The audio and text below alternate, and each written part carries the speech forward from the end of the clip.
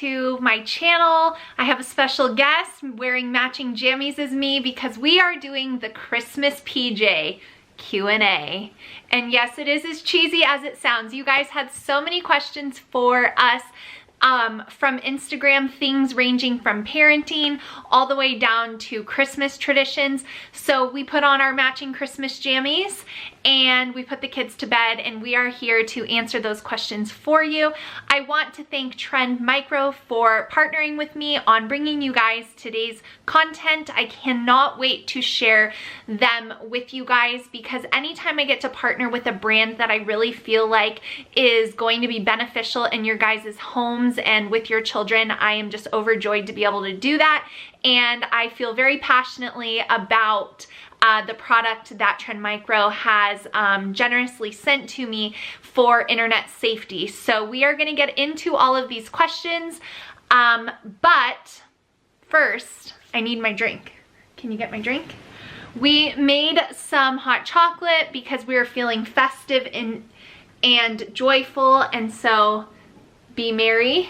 And I think he has the free cup Starbucks was giving out. So we've got our drinks and we are ready to answer your guys' Christmas and parenting questions. I have all of the questions right here from Instagram, and one of you guys actually asked, and so I'm going to start with this question because it is the perfect tie-in to why I am excited to be sharing Trend Micro, the home network security, with you guys.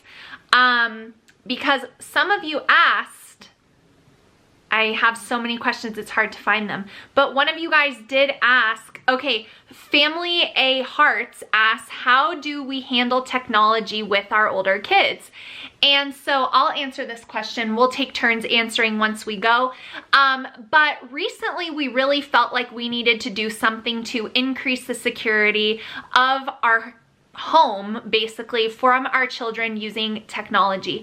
We use computers in our homeschool. They are Googling different terms and words, and sometimes kids find things that they shouldn't be finding when they're even not intentionally searching for things. So we were talking about all these different things. What could we do? Trying to set all of the parental controls on all of the tablets and laptops we have, and we have 4 kids, as you guys know. So that's a lot to do on all the phones. I mean, sometimes my kids use my phone, and so that's why I'm so excited to share this with you guys, because I have the box right here. The Trend Micro Home Network Security is one thing that you can control all of the electronics in your home. Your computers, your tablets, your cell phones, all of that. Not only does it protect all of the connected devices at home, it also protects you from viruses and your information being compromised. So to me, this is just an amazing thing to have.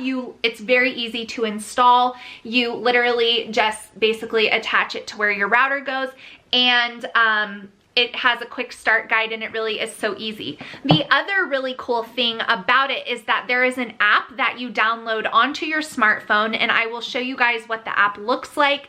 I obviously am not going to show you like my account, but this right here is, and you can see the ring light, that is what the app looks like. And from your phone, you're able to manage all of the devices, not only protecting them from different websites or different keywords or search terms, but you can also set time limits on things. So that way, you know, if you're gonna be gone, or, you know, if they have it in their room at night, it'll just automatically turn off, which I think is an amazing thing to have. So managing all of those devices that are on your home network from the convenience of your cell phone, whether you're there or not, is amazing. You can also see how long your children have been on devices. And like I said, it blocks hackers, it blocks malicious files and different, you know, things that happen with a lot of online shopping, especially this time of year, the added network protection is huge. So it can even, I forgot to mention this, it can even control game consoles. So if you've got kids that play video games, it can protect them in that area as well. So I will have all the links down below in the description box for you guys. If you want to check out Trend Micro for yourself, I highly encourage you to do it, because we have stepped up our home technology security network thanks to them, and we both feel really good about it. So that is how we're managing technology in our household. We are using the home network security, we have it all set up so that the kids cannot, you know, nothing's full, like completely 100%, but we feel good about where it's at, and I didn't have to go to every single device to do it, so we're really thankful. So that is the answer to the first question. How are we managing technology in our house? We have time limits, it's supervised, no one has things in their bedroom, and we have a home network security set up for their protection and ours. All right, so question number 2. Let's start with a heavy hitter for you. Oh, geez. At what age will you allow your children to have a boyfriend or a girlfriend? When they're old enough to be responsible with it. So, do you have a specific age? I don't have a hard age, but it's in like the 17 range, I would imagine. Yeah, like good foundation. I'm with him on the aspect that I think dating as a teenager generally leads to a lot more trouble than benefit. I don't believe in the whole, you have to date a lot of people to find out who you are. I don't believe in that at all. I think dating when you're young puts you in compromising situations and hormones and temptations. So I personally agree, like, once they're adults, there's not really much you can do, but I hope to have set up the framework of where all of my kids are desiring to make good, godly decisions. And as long as they're under my roof, our roof, it's our rules. And so I don't see our kids dating a lot for fun.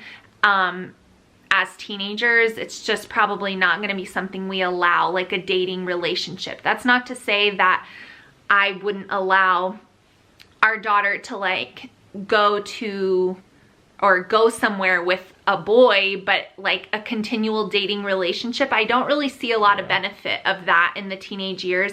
Leads to a lot of distractions, kind of sways you away from your goals in life. And so yeah, but that being said, I don't know what the future has, so we'll cross that bridge when we get there, but I'm not a fan of the whole I'm 14 and have a boyfriend thing.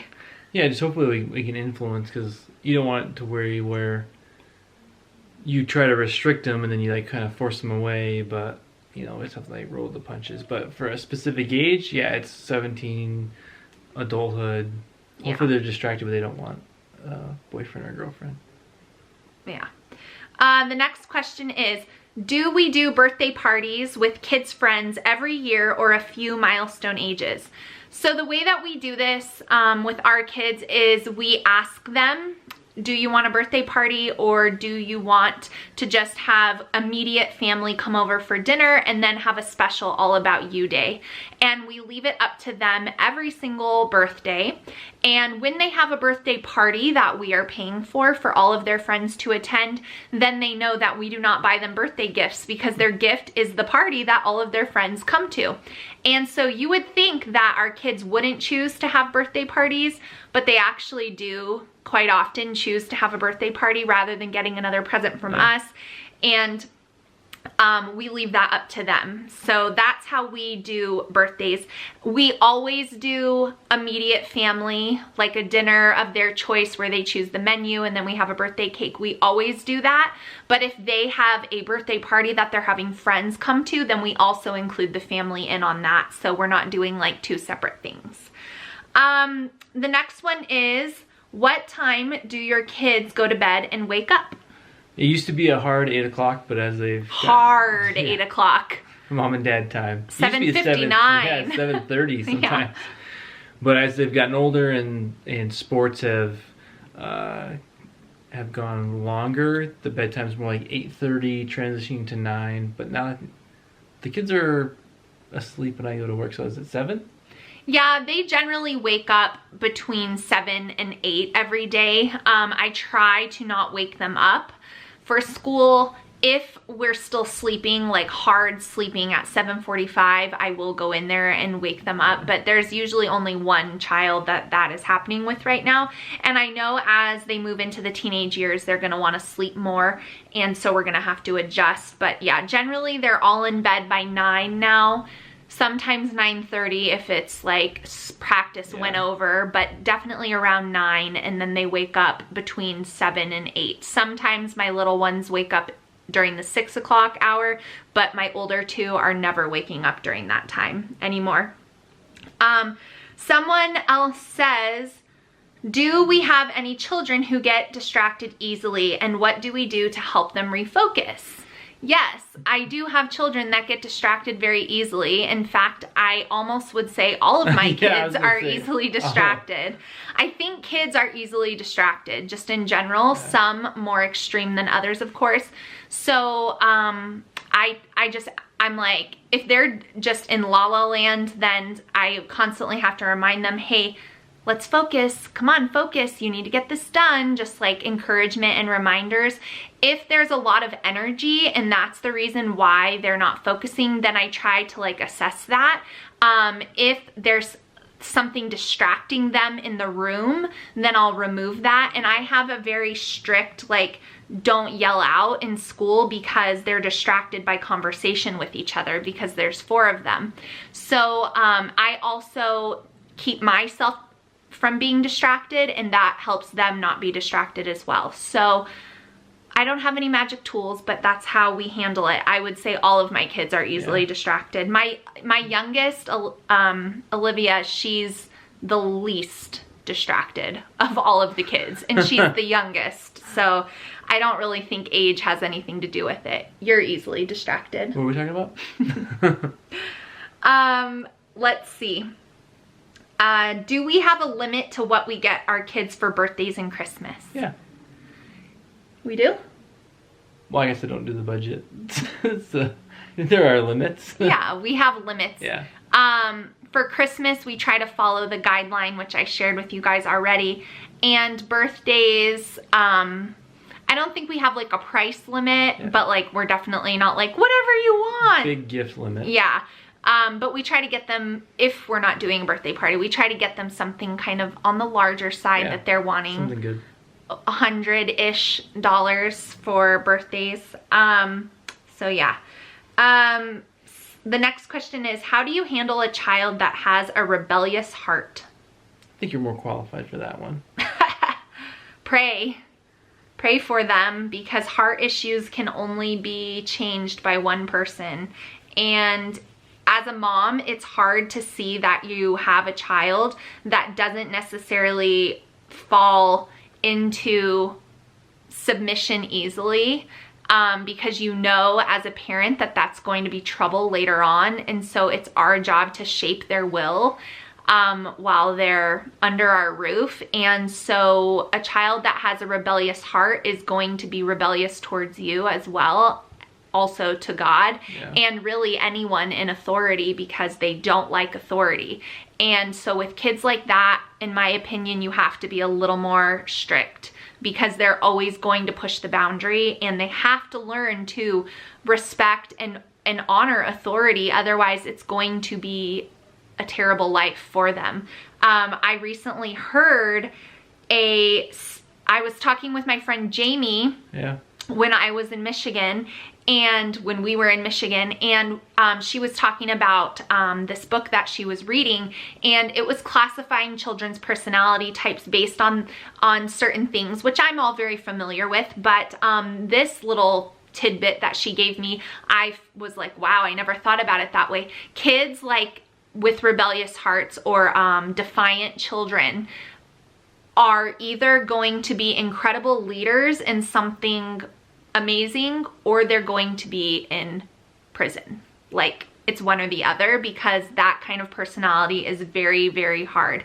And like when you think of like the president of the United States, he definitely has that defiant personality, but it serves well, in my opinion. So yeah, you have to shape their will, and you have to be a disciplinarian, which is hard. Let's see. We got to talk a little faster. Let's see. Have I ever had a time where doing YouTube negatively affected my children? No. I haven't, because I don't film my children on a regular basis. And when I do film bits and pieces of what we're doing that day, or homeschool, or a trip we're on, they enjoy watching those videos back, and they know what I do, and they understand that it's a job, and they also know that it's like we're helping other people, and so they're fine. I haven't had any negative effects at all from that. The next one is, how do you handle when the kids melt down over schoolwork? And I'll answer this because I should answer this one.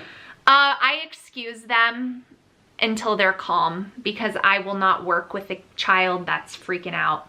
So just go to your room, get yourself together. You always tell Kylie, go handle yourself. Yeah, go handle yourself. Handle yourself. I got so many questions, guys, so I'm trying to answer them all. Someone says, have you handled a strong-willed child? Yes, I have, and I already answered that with the defiance, because usually strong-willed children and child. They kind of go together. The next one is, have any of our kids been bullied for their beliefs? Bullied? No, I don't think our kids have ever been bullied, because we're very involved, and they're still at the ages where we are filtering their friendships and the time that they're spending with people. But I definitely think that as they get older and their lives look different than their peers, they're starting to recognize that, and not just them, but I think the other kids are starting to recognize it. And I think sometimes our older kids might feel like they're weird, because they don't do all the same things. So that's been a conversation that we're having a lot lately, just that we're supposed to be different, and we're not supposed to look like the world. I get told often by one of my kids, I think I'm the only one who doesn't have a phone. And, so I don't think they've ever been bullied, but I think friends that aren't homeschooled or don't have as strong of like convictions as we do, might think that our kids are kind of weird. I'm okay though. I've seen the world, and I don't want my kids to look like it, right? That's like, I don't. So that's okay. Someone asked, how do you address differing opinions on our kids' behavior? So like, if I think it's okay and you don't, how do we handle that? Ooh. We definitely talk about it not in front of the kids. That's step one. And we just kind of like negotiate, and then if we can get both of our opinions kind of accomplished, then we do that. But I don't know, we're pretty good at coming to a resolution. Or like, if I think some way, and since you're around them more, like if you explain it a little bit more thorough and like after the fact, I'm like, oh, okay, now I get it. But the biggest thing is that like once he's disciplined, even if I don't agree with it, I won't say it in front of the kids, because I don't want to undermine his authority. And so like sometimes he can tell with nonverbal words that I'm like, you're being a little harsh. The look because I'm with them all the time, so I feel like my patience has been grown to a pretty high level, and Dad's isn't necessarily always there. But I won't ever undermine him. I'll just be, kind of quiet about it, and I think he gets the hint. But if he's disciplined, then that's the way that it goes. And for me, on the opposite side, he knows that I'm very patient. And so if I've issued a consequence, it's because I've had enough. And he never goes against that. So we talk about it when they're not around, just for future time. But we don't ever, there's been times where we've had a conversation and one of us has had to go back to the child and say, oh, I'm sorry that I reacted that way. I didn't think that you were doing that for whatever reason. And yeah, that's how we handle it. How do we handle angry outbursts with preteens? Go handle yourself. I was gonna say the same thing. No, that's not the truth. I talk about emotions more than I ever thought I would. And I am a semi-emotional person. Like, I'm not someone that says like feelings, that's him. But some days I've talked about preteen emotions so much that I just want to like crawl into a ball. And so I talk about feelings all the time. So when they're angry about something, sometimes it's like, are you tired? Are you like, usually anger is because they feel like something isn't fair or their feelings are hurt. And so they're reacting out of anger. So I try to figure out what it is. So that way, if their feelings are hurt and they're acting out in anger because their feelings are hurt, then we can discuss those feelings and we can handle them in a healthy, appropriate way, learning that there's better ways to communicate your emotions than just like freaking out. But if they're angry and they're doing it because they feel like something isn't fair, then I generally find that that's really, really hard to talk to them. Yeah. And so then that's when I would say, like, you kind of need to talk about it later. So that's how I handle it. Biggest regret in life? Oh my goodness.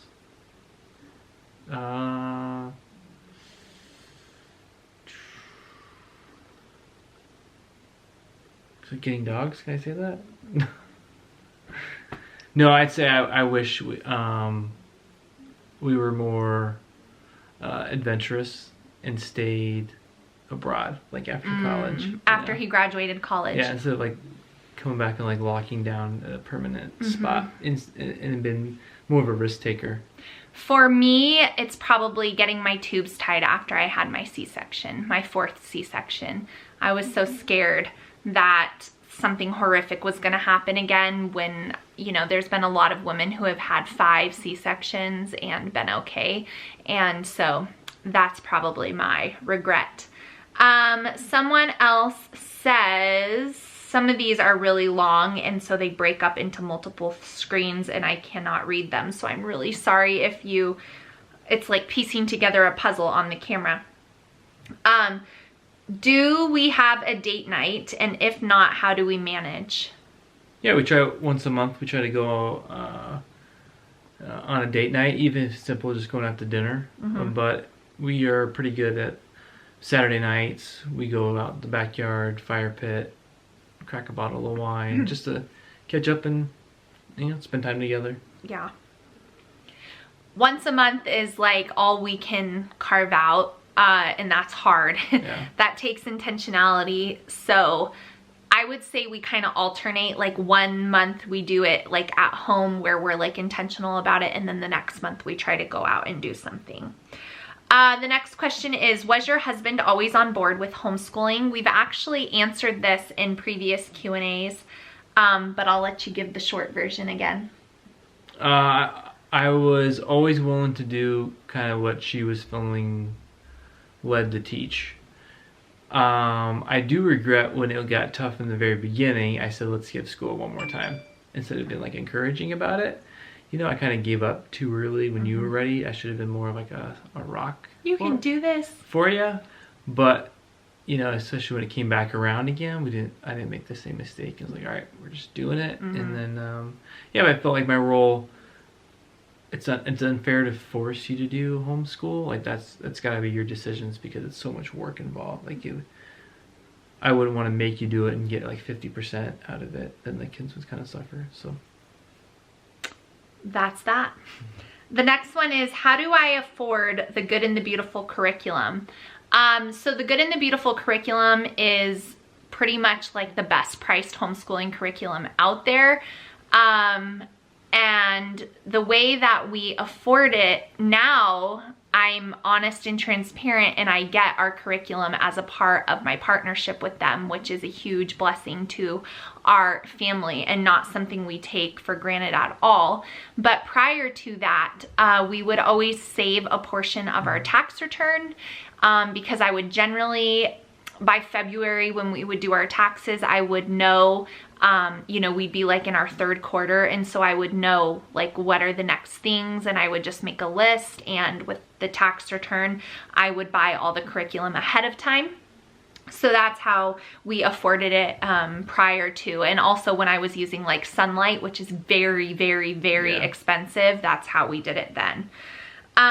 Let's see. How do we show a united front to the kids even when we disagree with each other? We answered that already. Yep.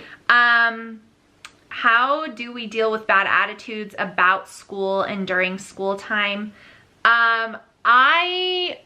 If they just have a bad attitude, then it's like, I talk to my kids very candidly.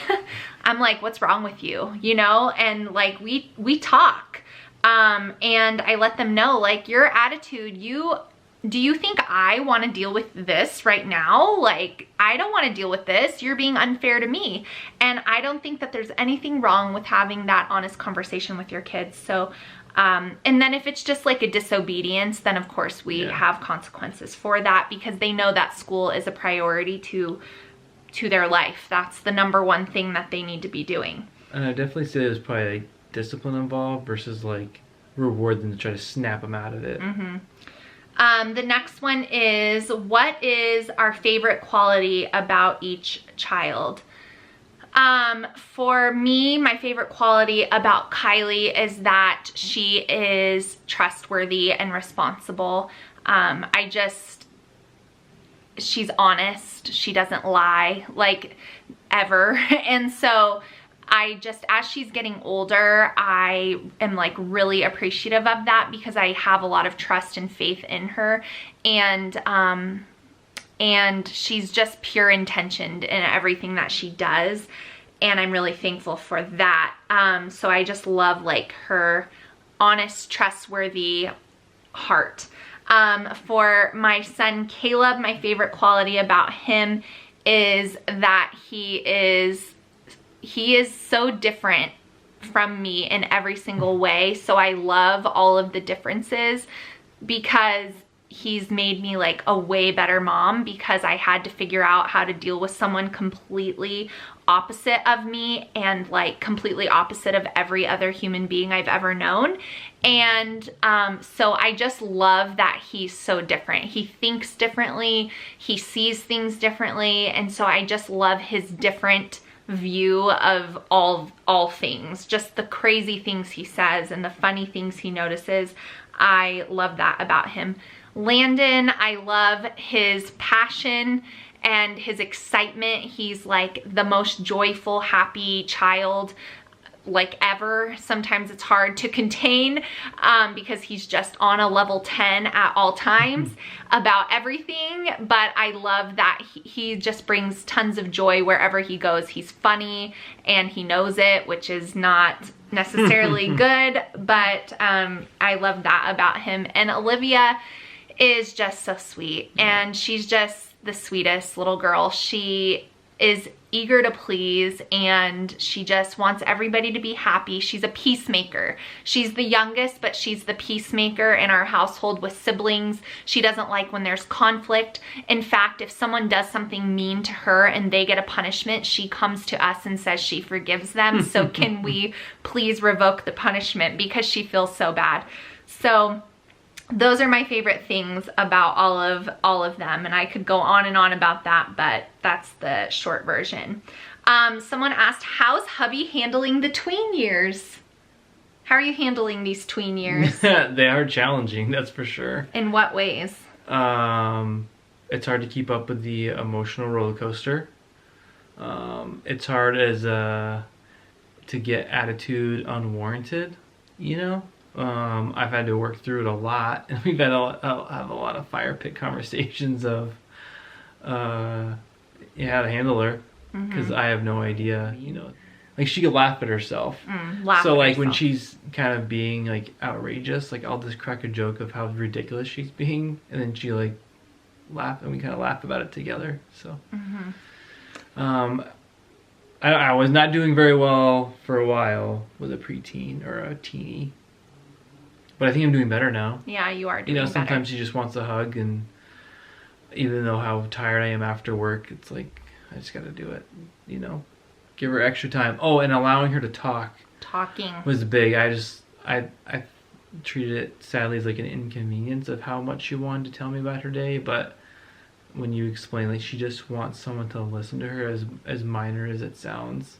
So like before bed, I just make sure like she gets everything out she wants to tell me, and it could be as much as writing a note to herself. Her to-do list. All the details. Listening to her is a very big deal. Detail. Yeah. And I try to encourage that, because I try to tell him, like, you want her to keep talking to you. And if you shut her down now, she's gonna know, and she's not gonna come to you in the future with more important topics. Yeah, that was pretty big. The next question is, do we have a specific routine when it comes to deep cleaning our house? A specific routine, kind of. We have a general idea of like how often we like to change bed sheets and how often we like to deep clean the bathrooms, and so we just try to keep up with those things. I'll write it down in my planner, and he helps with like the deep clean the house days. I usually will plan it for his day off, because like I need help. I cannot clean this house top to bottom and homeschool the kids and work and like do all the things. We have in the past, when we've been really busy and he's been working a ton and I've been working a ton, we've had somebody come in and do the deep cleaning for us, but we handle the day-to-day cleaning ourselves. The kids have chores that they're assigned, and they are actual things that help. Do they do them perfectly? No, but any vacuum going over the carpet is good, and any Clorox wiping of the toilet is good. Whether or not it's perfect into my standard, no, but at least it's getting done in some capacity. And then I will just generally like clean one thing each day. So like today I cleaned the inside of the toilet bowls. It took all of 5 minutes. But yeah, that's kind of how we do it. We do deep cleaning together, and we usually will knock out the whole house in one day. We do the floors once a week. He does the floors. So that's usually like Saturday or Sunday night, and then everything else we kind of have on a schedule. So that's how we do it. We just made it up ourselves. I don't follow anyone's thing. We're almost done. We're gonna finish this up with some Christmas questions. What is your favorite Christmas tradition? Your meaning you. Man, I like all of it. I do like our Christmas morning routine, how we go down first, we get it all kind of prepped, we film them coming downstairs, you make us the same breakfast every year, a healthy breakfast of cinnamon rolls. Yeah, I do like our Christmas morning routine. And then your brother and his wife come over every morning. Probably not this year though. Dang. My favorite Christmas tradition is probably going to Disneyland every year. We go at Christmas time, and there is nothing more Christmassy than Disneyland at Christmas time. Just get you in the heart. And like, we have pictures of our kids, babies, like all the way growing up. So that's probably one of my top favorite ones. I have multiple, but that's one of them. Do we have a budget? We already talked about the Christmas thing. Do we take a long Christmas break from curriculum? No, I will take off the whole week. Whatever week Christmas is on, I'll take off that whole week. But then we're kind of ready for routine and like a clean house and healthy eating after Christmas, and school is like a part of that. So we generally pick right back up. So we just take that week off. What does our family do to keep Christmas centered on Christ? Well, we constantly talk about it. We read scripture that talks about the birth of Jesus, and they are well aware that that is the whole reason why we do this whole Christmas thing. We go to church on a regular basis, but we also go to the Christmas Eve service, which is a really special time because they come into the main sanctuary, and it's a very like reverent service. And so the kids being a part of that right before Christmas morning is, I think, very impactful for them to be reminded, like right before they're gonna get gifts, that the real reason is for the birth of Jesus. And they also participate in a Christmas play at church. And it always has something to do with obviously the birth of Jesus, and they participate in that every year. So they're practicing and sharing the Christmas story, and that's also a really wonderful time for family and friends who may not be believers to come and hear the gospel. And so we do that. We also take advantage of doing things like the Samaritan's Purse Operation Christmas Child, where we're giving back. I have a whole video coming for you guys on that. We give generously, and it's just in our day-to-day conversation where, you know, we're just talking about being thankful, being content, remembering, and that's just our attitude. We love all of the fun, but we know the real meaning behind it, and we just share that with our kids. So we are gonna wrap it up here with this last Christmas question, and we'll both answer it. Do we do Santa? And if so, and when, how did we tell our kids the truth? We do Santa, and they just get to an age where they just kind of grow out of it, and they just know. You know, we never had like a heart-to-heart conversation or a great reveal. You know. They asked. Oh, they did? Kylie asked me. Yep. And Caleb just came to his own conclusions. He's too logical. I told you, his brain is different. But my oldest daughter did ask me, and like she had asked before. I don't want any of the kids to hear though. No, but they're not here. Okay. Like, this question might ruin Christmas. We've ruined Christmas with our Q&A. Whoever wrote this. My oldest did come to me, and she was like very matter of fact. There's a difference when a kid is like, is Santa real? Or when they're like, Mom, tell me, is Santa real? And I always would spin it around and be like, well, what do you think? And they would be like, whatever the reason. I would say, I don't know. And that was kind of it. But like once they matter-of-factly ask and you can tell like they know, then I just said like, you're right, you know. And she cried, remember? But she's not scarred for life, she's fine. And so Santa is fine. Yeah. Now looking back, if we were just having kids now, I might save us the trouble and just like, there's no tooth fairy, there's no Easter bunny, there's no Santa. Might just save us a lot of work, because we are horrible tooth fairies. Horrible. But I don't think there's anything wrong with kids having an imagination, and I do not view it as we're lying to our children. We both believed in Santa, and we both love the Lord, and we're perfectly functioning adults. So we'll end this Q&A here. Kids play pretend like every day. That's our opinion, and this is our Christmas PJ Q&A, so you're gonna get our opinion. So be sure to check out Trend Micro down in the description box so you guys can make your home internet and devices safe for your kids, especially with new things coming in for Christmas and shopping online using your debit card all the time. You will not regret it. It is so easy to set up, so simple. Took all of 20 minutes, and it's given me such peace of mind. So thank you guys so much for hanging out with us. I hope you enjoyed this video, and I hope you are enjoying Vlogmas. There will be a video every day up on my channel, so show us some love and enjoy the Christmas season and all the fun that it brings. So thanks for watching, guys, and we'll see you in the next one tomorrow. Bye.